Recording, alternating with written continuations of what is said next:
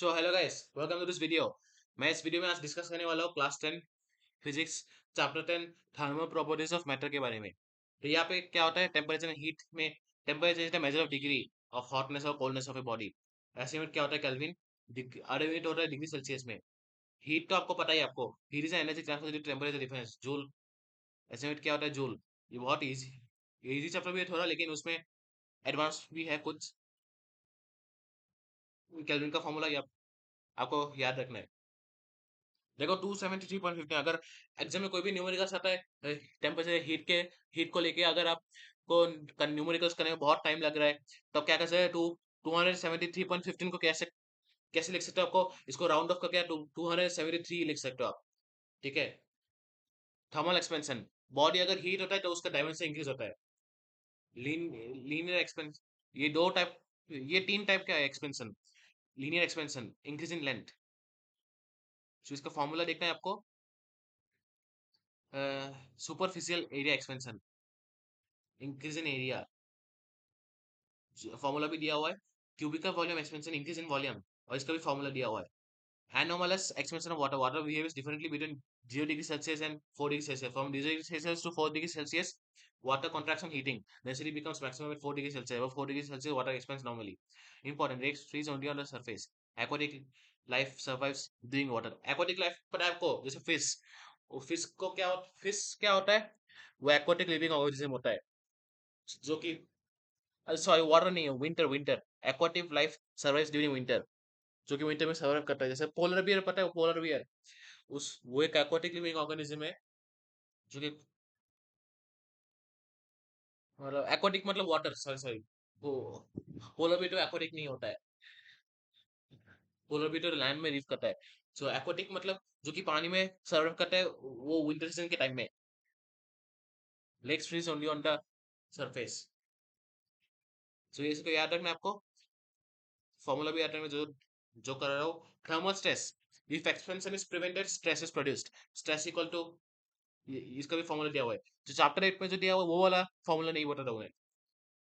मतलब चैप्टर 8 का फॉर्मूला जो है वो डिफरेंट है, यहाँ पे जो थर्मल स्ट्रेस का फॉर्मूला ये डिफरेंट है।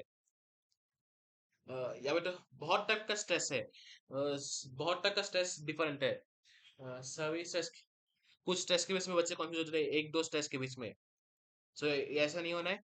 तो आपको बहुत, मैं जो नोट्स दे रहा हूँ, मैं जो कर रहा हूँ इस वीडियो में, जो एक्सप्लेन, इसको अच्छे से करके जाना। अगर डाउट है तो कमेंट बॉक्स में मुझे जरूर पूछना। हीट कैपेसिटी क्या है, heat equal to raise temperature of body by 1 kelvin. C equal to Q by delta T. Unit क्या होता है, joule per kelvin. Specific heat capacity, heat equal to raise temperature 1 KG of a substance by 1 K. Formula क्या होता है, C equal to Q by M delta T. J joule per coulomb, unit क्या होता है, joule per coulomb per kelvin. Molar specific heat equal to raise temperature by 1 mole of by 1 kelvin. Formula क्या होता है, C equal to Q by N delta T. Unit क्या होता है, joule per mole per kelvin. Principle of calorimetry, heat loss क्या होता है, heat loss equal to heat gain. Formula क्या होता है, m1c1 into t1 minus tf equal to m2c2 tf minus t2। Used in mixing problems. Change of state क्या होता है, heat supply changes the state without changing temperature. Example, melting, boiling, condensation, freezing. Latent heat observe release during change of state. Class 9 में भी पढ़ा था आपने, latent heat of evolution. Fusion, fusion heat, latent heat of fusion. से formula याद रखना आपको। Heat transfer क्या होता है, ठीक है। यहाँ पे एक चीज देखो, लेटेंट हीट ऑफ फ्यूजन और लेटेंट हीट ऑफ वेपोराइजेशन, जैसे मैंने आपको बताया अभी। यहाँ पे लेटेंट हीट दो टाइप का होता है, latent heat of fusion, latent heat of vaporisation. So ये याद रखना आपको। सो ये याद रखना, M equal to mass, L equal to latent heat, Q equal to M L. यहाँ पे एल लेंथ नहीं है, यहाँ पे एल है latent heat. Heat transfer, there three modes. Conduction, heat transfer without movement of heat transfer without movement of particles occurs mainly in soils. Example, iron rod heated at one end. Convection क्या होता है, heat transfer by actual movement of fluid occurs in liquids and gases. Example, sea breeze, land breeze. Radiation, heat transfer without any medium, travels through vacuum. Example, heat from the sun. Thermal conductivity क्या है, ability of a material to conduct heat. Formula, Q equal to K A T2 minus T T1 minus T2 T by L. K equal to thermal conductivity, A equal to area, L equal to length, T equal to time. Unit B DIY formula, length, dimensional formula, dB DIY sub. Newton's law of cooling. Rate of cooling is directly proportional to temperature difference. देखो, T equal to body temperature, Ts equal to surrounding temperature, applicable for small temperature differences. Fridge पता है आपको? Fridge, refrigerator, AC, air conditioner और refrigerator जो use होता है उस machine में. सो वो सब एग्जांपल होता है न्यूटन्स लॉ ऑफ कूलिंग का. Black body, a perfect observer of and emitter of radiation. Characteristics: observe all incident radiation at its maximum radiation. Stephen Boltzmann law. Radiated power B equal to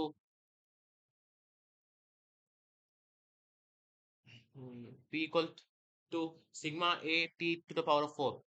T equal to absolute temperature, A equal to area, uh, sigma equal to Stefan's constant. So ये आप Stephen Boltzmann law, ये थोड़ा मुश्किल सा है formula, लेकिन ये थोड़ा मुश्किल सा टॉपिक है, लेकिन फॉर्मूला सिंपल दिया हुआ है. Wines displacement law. टेम्परेचर जितना बढ़ेगा उतना वेवलेंथ स्मॉल हो जाएगा मैक्सिमम इंटेंसिटी के रूप में.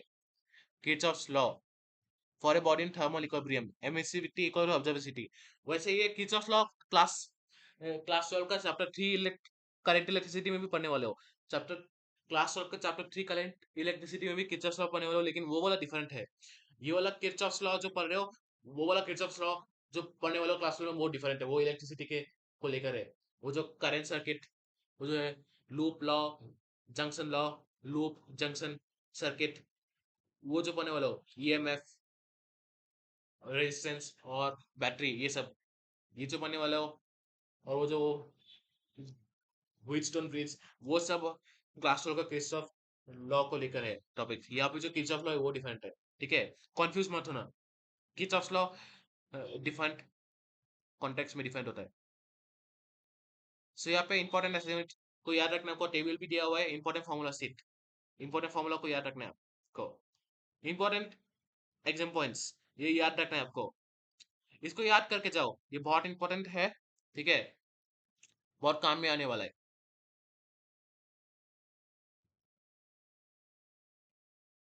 सो न्यूमेरिकल्स, न्यूमेरिकल्स देख के जाओ. इसमें इसमें न्यूमेरिकल्स भी दिया है.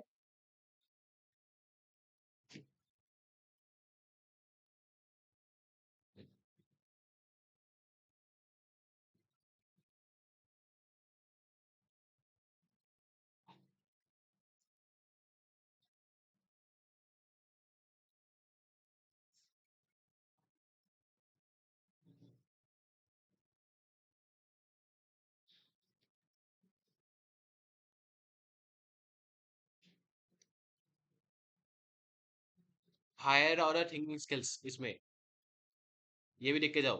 देखो, ये वाला भी इंपॉर्टेंट क्वेश्चन है, इसको भी देख के जाओ. ये एग्जाम के लिए काम आ सकता है.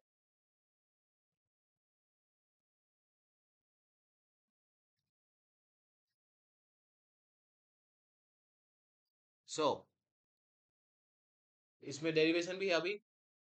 इसका अभी इसका डेरिवेशन आता है. डेरिवेशन भी देख के जाओ. इसको रट रट लो. डेरिवेशन तो डायरेक्टली पूछा जाता है मोस्टली एग्जाम में. अगर इनडायरेक्टली पूछा जाता है तो उसमें कुछ रिलेवेंट फॉर्मूला लिख के आओ तो मार्क्स मिल जाएगा. ठीक है.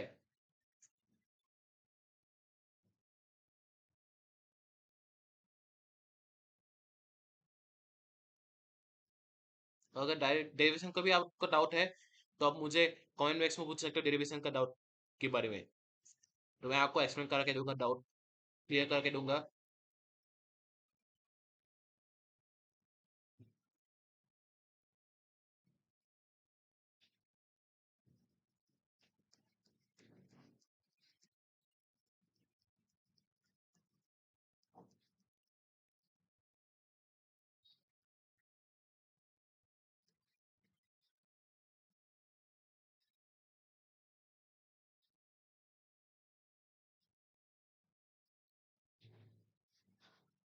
सो ये वीडियो यहाँ से खत्म होता है. नेक्स्ट वीडियो में फिर से मिलेंगे. ठीक है, आई होप ये वीडियो अच्छा लगा आपको. को लाइक शेयर कमेंट जरूर करना. नेक्स्ट वीडियो में फिर से मिलेंगे. देखो आप, अभी तक मैंने चैप्टर 10 चैप्टर खत्म कर लिया है. क्लास 7 फिजिक्स में। सो नेक्स्ट वीडियो में मिलेंगे, ठीक है? सो बाय।